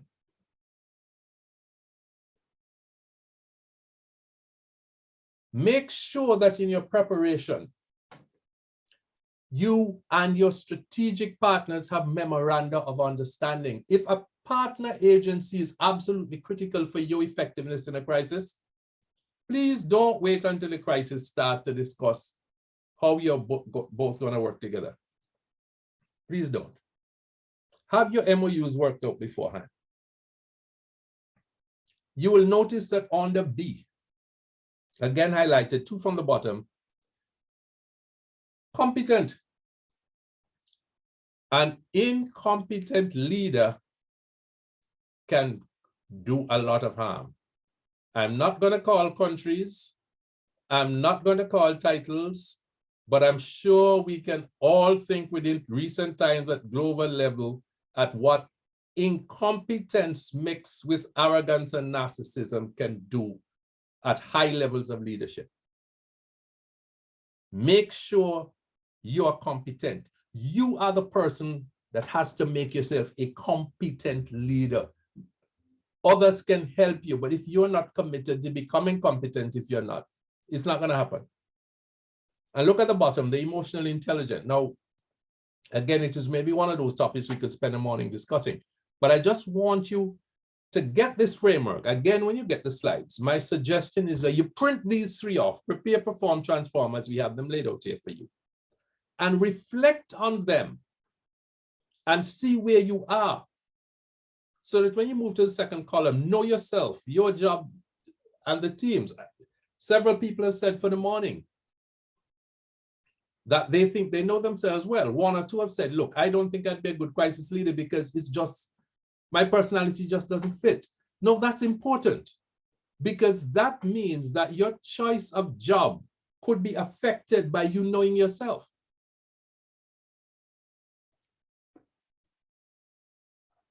And look at the third one in the no column, how to communicate at all times and at all levels.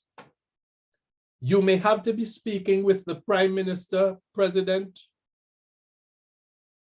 or Governor General of the country, depending on your role and the nature of the crisis. Learn how to communicate at all levels if you're not already there. There are skills that can be developed. And again, you can learn these things for yourself.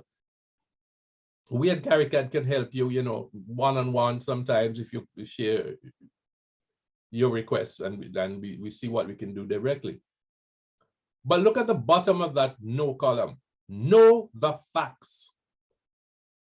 It is extremely important. And this is, again, before something happens. What this basically lays out, you know, this prepare matrix, this is a map for how you should work on an everyday basis. Think of it. And let's just move over now to the have column. Look at the first thing, a vision and have vision. A vision is, let's call it the officially accepted version of what your organization is aspiring to be.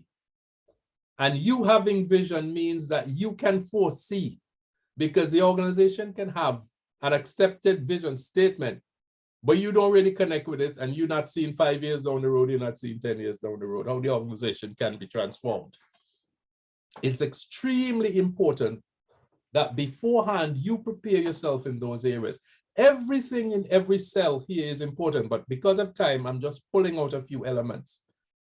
You're going to need, as you prepare yourself, courage, tact, and patience. Not everything's going to happen, especially before an event, the way you want it to happen. And you're going to need to have your integrity and guard it jealously. So, some of you have said, as we move across the do column, prepare your mind and body. Exercise becomes important. Okay? Exercise becomes important. Self-care becomes important. And you see in that column, the do column, you're still going to have to lead. You're going to have to prepare your core team. You also have to prepare your family, by the way. I've had experiences where at one point, because of limited facilities, I had to leave my, again, then young family. And it's common knowledge that I have daughters, my wife and young daughters at that point, to go to the emergency operations center and leave them at home. Now, believe you me, that's a tough call. And yes, I'm still married. She's stayed with me, okay? And there are some other examples of that I can give you and say, yes, she stayed with me. But I'm using it personally so that, again, it's not a textbook example. You will understand that these are some of the things that you're going to have to prepare your mind for under certain circumstances. And this, as I said, this is a roadmap for how you should be working every day before something happens. And you need to be empowering and motivating people. You need to be doing your practical exercises for dealing with crises. So examine yourself always now, before, if you have a slack period now, if there's no major hurricane out there right now, and so on. And with this heat we have in September, would not be surprised if we have something in middle September, late September, but that's another story. So examine yourself always, you know, look at your skills and your competencies, look at your attitudes and your values as a leader or the potential leader, look at your commitment, look at your knowledge. That's what we at CARICAD call your SAC, S-A-C-K, skills, attitudes, commitment, knowledge. And be honest about your strengths and weaknesses beforehand. If you oversell yourself, and this is important, if you oversell yourself in a crisis, you'll be shown up. So you can ask yourself some basic questions right now. What do I believe when it comes to leadership? What do I believe when it comes to people? What am I good at? What do I need to know? So that's the before. And again, the reminder of what it can look like after a major hurricane event.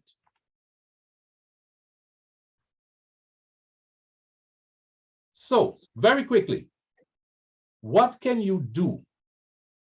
A few things that you can do. We don't need that a long, long list. That right now to improve planning for crises in your work environment. You've just seen the matrix. What can you do? Quickly in the chat.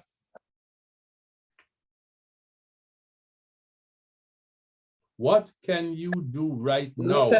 Lisa says she can prepare. But give us a specific thing or two, please.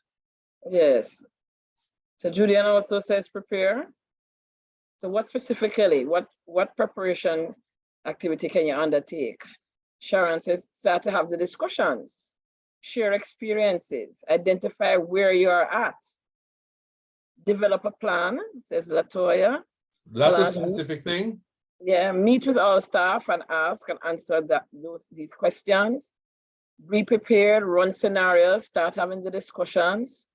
So like he says, know your team, start with training, make a quick assessment of where we are, review, prepare to meet with your team and brainstorm, conduct risk management and identify mitigation measures, know your vulnerabilities. Joy says develop a plan and meet with stakeholders, learn the emergency plan for your department or ministry. For ICT, ensure there are backup mechanisms in place. Julian said prepare team members, develop a guide or a plan, identify potential crises, develop a plan, prepare your work environment, do assessments, prepare for effective communication, look at the skills available, take steps to deal with any gaps, have a sit down, review plans, procedures, check systems. Marty says always have a contingency. Thank you very much for your responses. On the slightly facetious side, how confident are you that if CARICAD was to come back in 3 months and check with each of you that you would have done these things? Okay, but coming back to the key point, there are lots of, in addition to what you have said there, I'd suggest that you get a better understanding of the likely hazards. And remember our definition of hazards, natural and human, the likely hazards that could affect your location and your organization, your country, your community, the place where you work. Become familiar with your organization's emergency procedures, or if they're not there, I think you lobby to get them. You can volunteer to help in updating the contingency plan or emergency procedures. A lot of you have very good ideas that you've shared this morning. So if you take that forward in your organization, a lot of good things can happen. And if exercises, someone mentioned exercises, if exercises are not common, you can lobby for exercises. You can make the case either for your local emergency department or its equivalent, or SEDEMA to assist you in staging exercises. And you can participate actively in your exercises.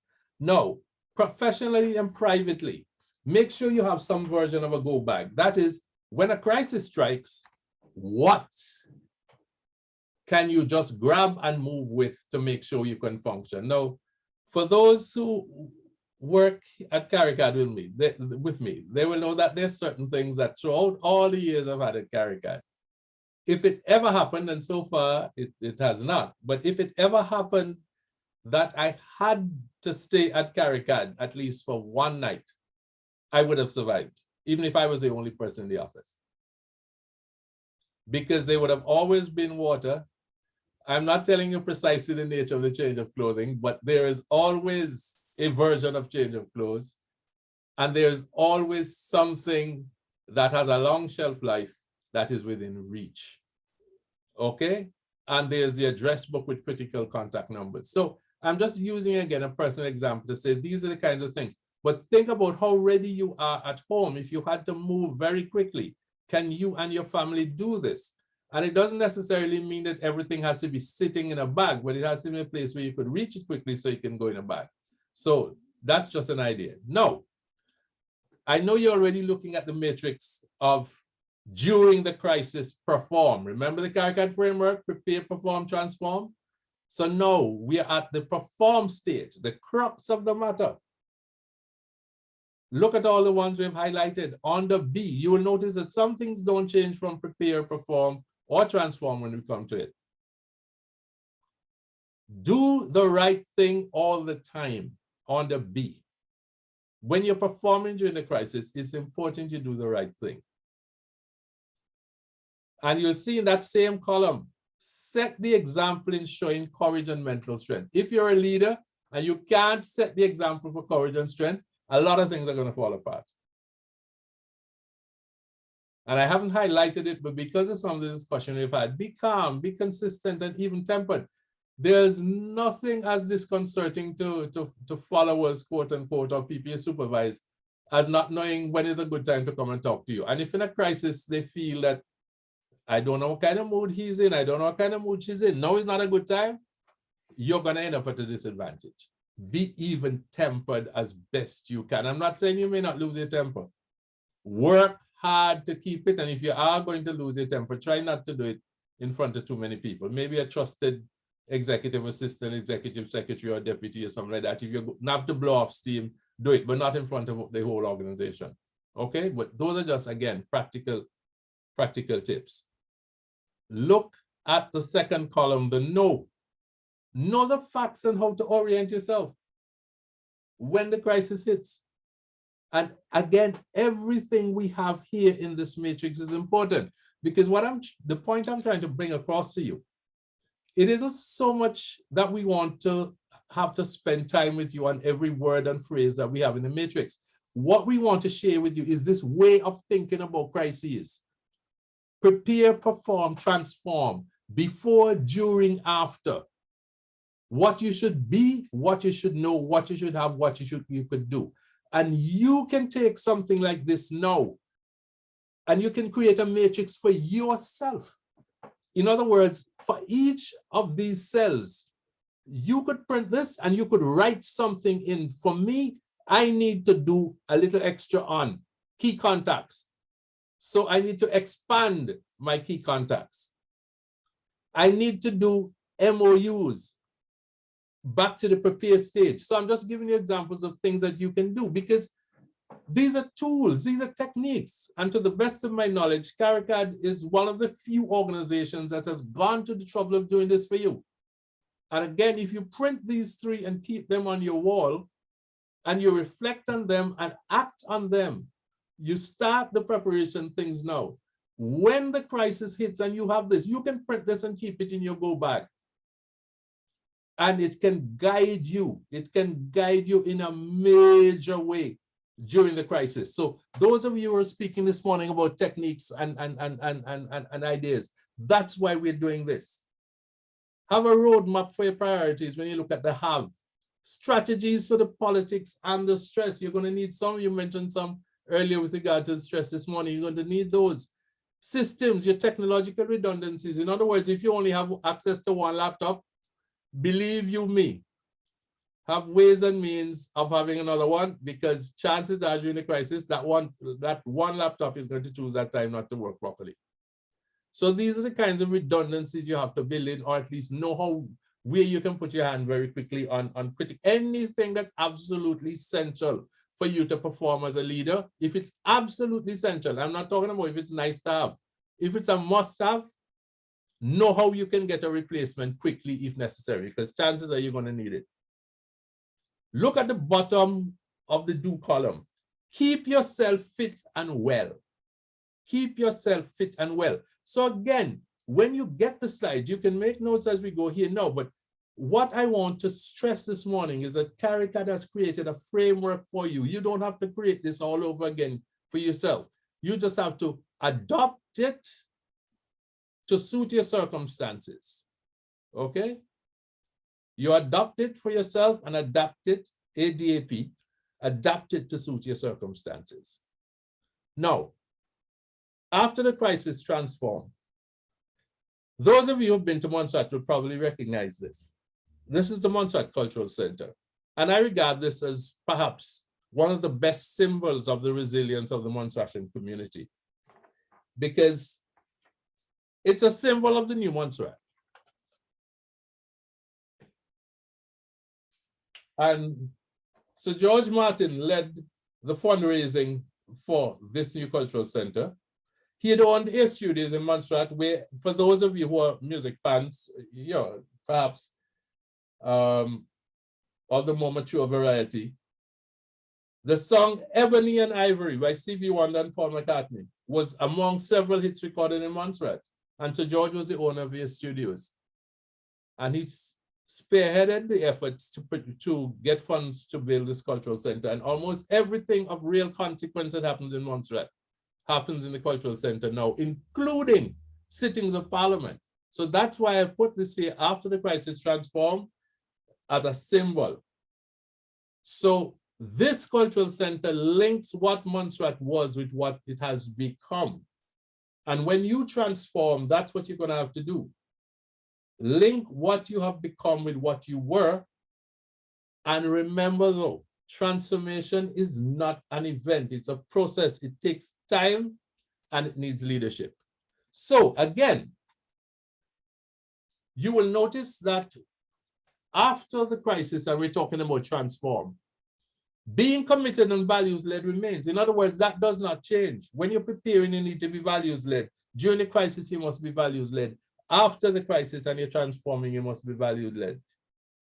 But now you would see under the B, the emphasis is being more visionary and futuristic.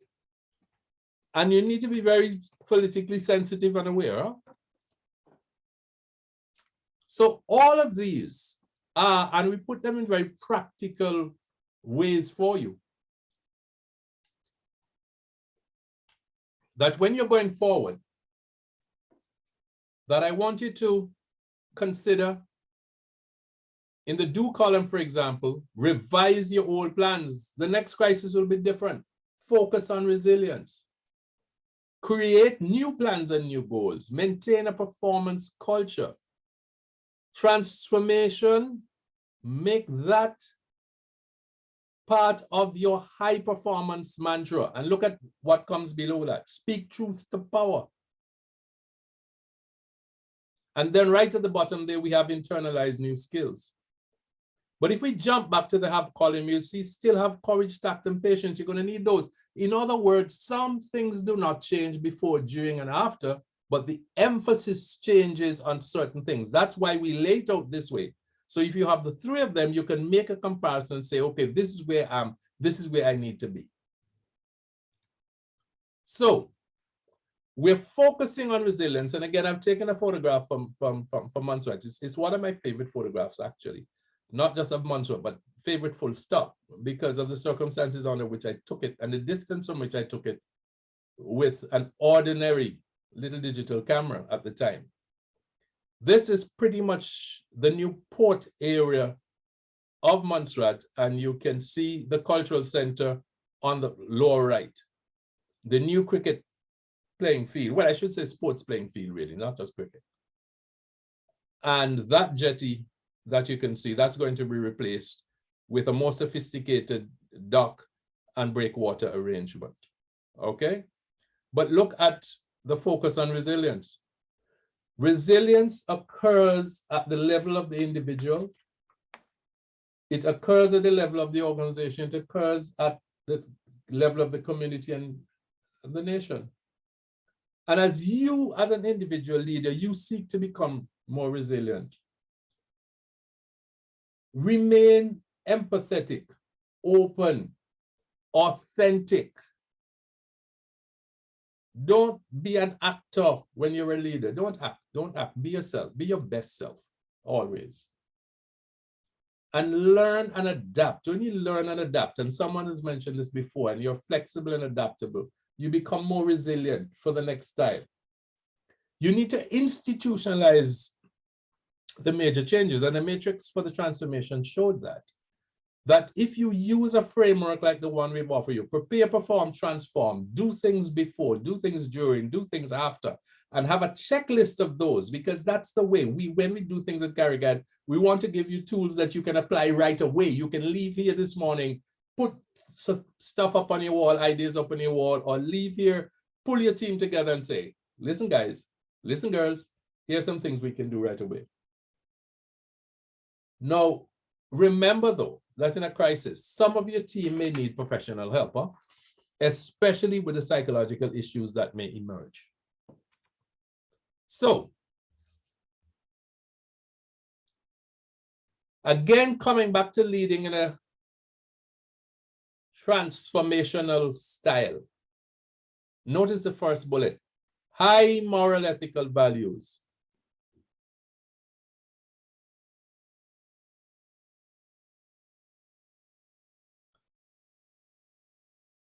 Create trust. Now, I have made the distinction very often between professional trust and personal trust.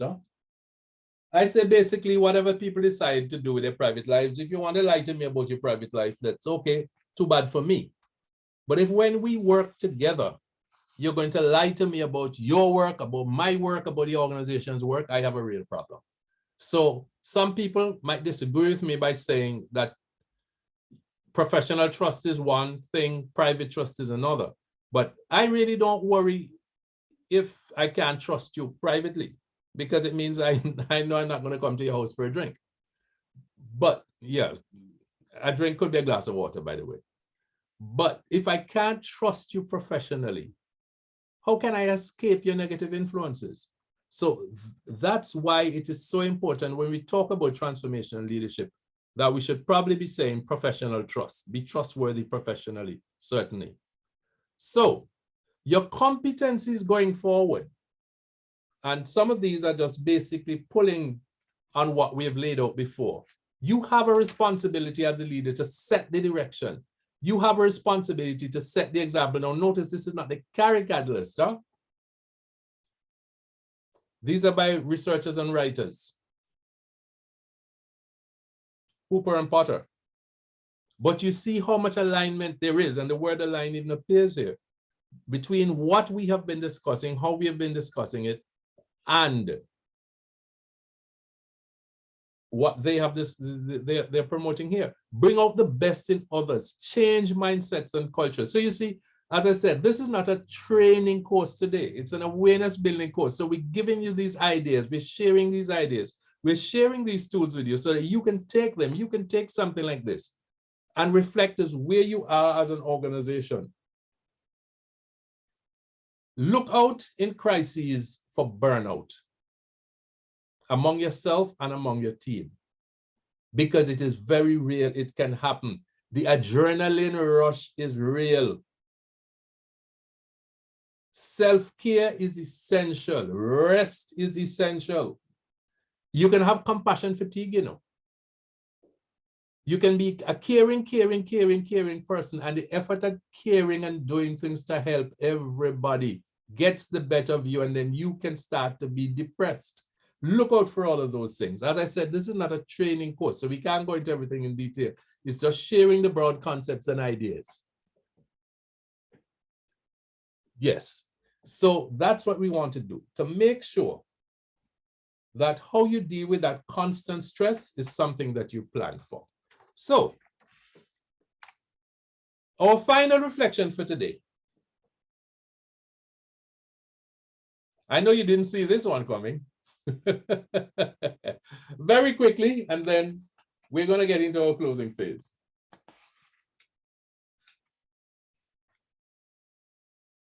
So we want you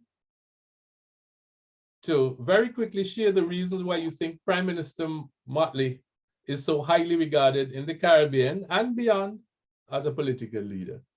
Notice we're emphasizing the leader there, not politician. Okay, political leader. And we want you to very quickly many comments here, Frankie. She's authentic, yes. She's decisive, she has courage, she's confident.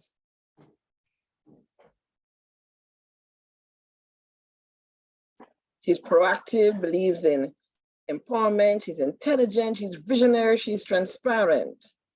Practical, she's practical. She's strategic, she's authentic and practical. Very transformational in her approach, loves her country. Agile, stands up for her people. Assertive, very charismatic. Assertive and agile comes again. High level of emotional intelligence, thinks outside of the box. She has all the attributes of a transformational leader. She's perceived as genuine, courageous. We'll leave it at that. We leave it at that. I'm wondering if we could be so bold as to present that list to her somehow through channels to say this is what people from across the Caribbean think of you. But very quickly, and let me tell you, I did this, of course, before I asked you to do this, just very quickly, and you'll see there's a lot of congruence between what you said and what I scribbled for myself on this issue. Sense of vision, courage to tell it like it is, clear plans, very empathetic, steadfast and determined, excellent communication skills, high intellect, responsive, listens and willing to face people directly face to face, from planning to action, walks the talk and focuses on people. And that's my very quick list. Now, so getting into like the summary stages of where we are today to wind down and close off. Remember, please, crises can occur when least expected. Don't think a crisis can happen in your country. And we spent a lot of time this morning setting that disaster context because it is part of our reality. So that if you didn't accept it as part of your reality before, then you will realize that it is. Be mentally ready. Be mentally ready that something can come. Tell yourself, yes, something can come. And then you see there, prepare plans, policies, people. Learn as you go, be adaptable, be values-led, authentic. Remember, you're not a super person, huh?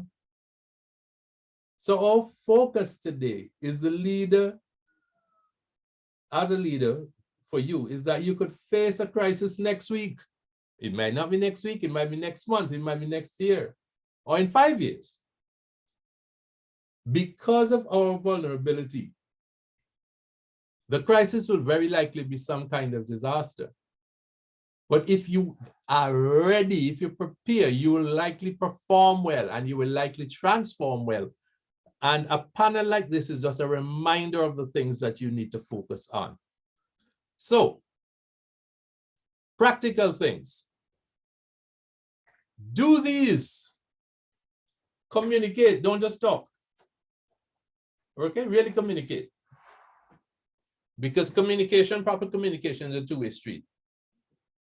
And those of you who would have been through the leadership program formally will know that a lot of emphasis is put on active listening in that program. And adapt to changes. Treasure your team members. I've had the experience of working in 2 disaster units in this region. And one of the things I've said, both teams in 2 different countries, and if you're interested, I'll just call them Montserrat and the British Virgin Islands.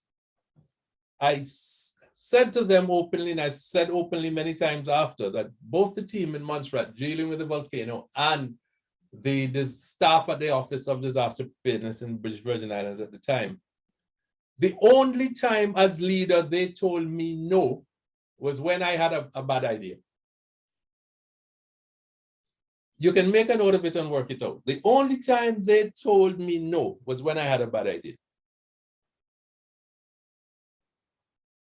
But you as a leader, these are the things we encourage you to do. Stay positive, stay humble, pitch in. There are times when as a leader, you have to literally roll up your sleeves or take off your shirt and get down to the tank top and pitch in. Don't just stand by and oversee. Because I can tell you, nothing builds credibility in a crisis more than when your team sees that you're willing to take that power hose yourself and help if necessary. I'm not saying you must do it as a routine part of your work, but in a crisis, if you must be the one to move a sack of sugar from one location to the next one because it's the most efficient and effective way to do it at that point in time, do it. I am telling you, you lose nothing by it. I was young enough those days to lift many, many boxes and cartons. When relief supplies came in at evening and we had to get them cataloged, accounted for, and stored away because we couldn't leave them outside. And if lifting some boxes was what was required of me most urgently to help the team, I did it. And again, this is not being said in arrogance. It's said with me as a practical example of things for you. Now, keep your sense of humor. Huh? During extended crises, humor becomes extremely important and you need to keep it. Now look at the things to avoid. We're not going to dwell on them because none of you really going to be falling into that category, right? You're not going to boss. You're not going to be arrogant. And you're not going to keep your team in the dark. Huh? And you're certainly not going to hug the credit. You're not going to create camps among your team. And you're not going to use humor that hurts your team members. And you're not going to forget to look in the mirror. So again, when we talk about practical ideas and practical things, because I know you're going to get the presentation, I'm not spending too long on each one here because you're going to have this. And again, it's an incentive for you to get this and print it or save it electronically and refer to it. Because if you use something like this over a period of time, we think you're going to be much better prepared for the future. So as we wind down and look to close off, this wasn't written about in a crisis situation, but remember the 7 Habits of Covey, Stephen Covey. For those of you who haven't read the book, 7 Habits of Highly Effective People, I recommend that you read it and get your personal copy if you can, and keep it. And look at those 7 habits. And if you think of those 7 habits, now I've tried to live by them for a very long time. And if you live by those 7 habits, for example, being proactive in beginning with the end in mind, and I'm not the only one who does it. Almost every discussion our executive director and I have here at CARICAD, some version of what do you have in mind? What are you trying to accomplish? Comes up very, very early in the piece. And sometimes we both laugh, and I think we both laugh because we both know we are harking back to Covey and the 7 habits. Okay? So if you haven't come across this before, again, helping you to become a better leader in a crisis, this is an extremely useful framework. And so remember, you are not Superman or Superwoman. Yes, you're very good. And I'm sure your significant other tells you that every day and under circumstances which we're not at liberty to discuss here. But you are very good. You're still only one person though. And then remember the dimensions of your life that will make demands on you and your energy, in addition to your crisis leadership job that may now become nearly a 24-hour challenge. And some time ago, I came across this statement, and it had stayed with me. I can't even remember the first person who said it. To the world, you are one person, but to one person, you might be the world. So think about that one person, that if something really bad was to happen to you, to the world, you might lose only one person, but that person who's so special, that you're so special to, rather, that person's world might collapse. And again, you see below there, stress can make you physically ill, okay? And again, I can give personal experiences and accounts of that yes, working in crisis situations at a certain pace can make you physically ill. You go and there's no physical reason why you're ill, and then the doctors start talking to you and they say, look, it's the circumstances under which you're working right now. And you see their physical fitness leads to mental preparedness. Please don't fall prey to arousal addiction. This arousal addiction here has everything to do with our emotional reaction to adrenaline and the other hormones. Some of them make us feel very good even in crisis situations. Do not try to make yourself a superstar in these situations. Remain humble. I know a lot of people who subsequently said, well, okay, Frankie, I discovered that apparently you did a very effective job in Montserrat during the volcanic crisis, but I can't remember hearing your name much during the crisis. So how is it that you did such a good job and didn't hear your name? I said, this is very simple. The focus of the job was not to be putting my face and name out in the media. The focus of the job was to get the desired results. Personalities differ, styles differ, but I'm saying to you, focus on getting the job done first. Remember, it's not about you. So let me close with this quotation for you to reflect on. And just to say to you once again, how very deeply honored I am that we had this time to spend together today, and that I trust that the sharing was such that it will be of value, not just today, but well into your future and your life. And if there are specific points or questions you'd like to ask me, or if there's an opportunity for you and CARICAD to engage so that we can do this for your unit or for your organization in a more pointed and contextually established way, feel free to contact our executive director, Mr. Devon Rowe, or if there's just a quick question you'd like to ask me, Mr. Rowe's email is dlrowe, DL, those two initials, at caricad.net.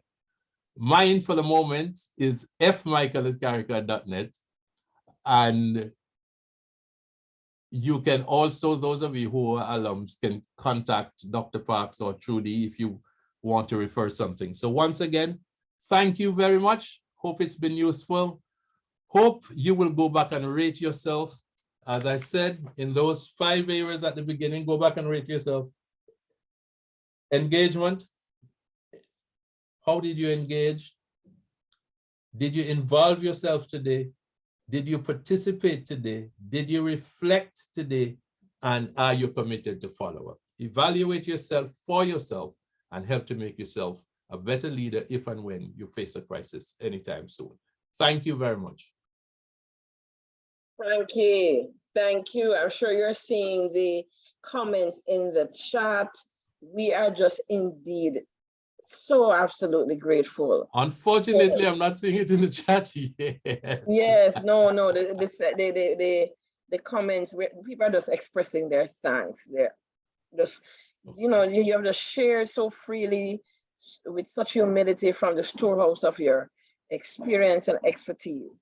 And we are truly very grateful. Folks, we are out of time. And so I just want to remind us that definitely, if you believe that a customized version of this training for your team would be useful to you, please reach out to us. Our email address, Frankie shared a few of them, but a general one is info@caricad.net. And I actually got a message already from Atlee saying, you know, this would be such a good thing for his team. And so Atlee, it's not too late. You can reach out to us. We are going to be having our next webinar in October, so look out for the advertisement.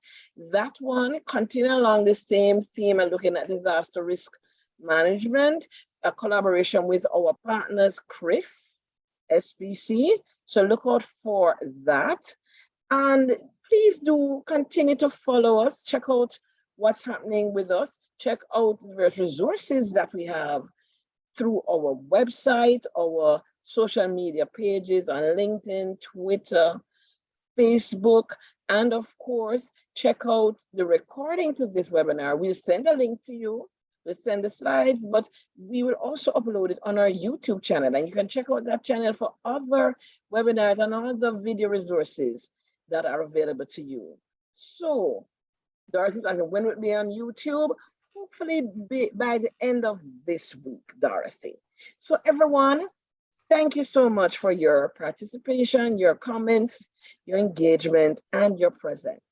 We look forward to collaborating with you as we continue through our continuous learning and development network so that we can connect, we can network, and we can succeed. Before you log out, the webinar poll is up. We just like to always hear from you. We like to do things that are evidence-based. So we want to hear whether this webinar met your needs, and do reach out to us if there's a topic that you would like us to explore in our future webinars. Do let us know, and we can explore that together. All the best for the rest of this day and this work week. Thank you all.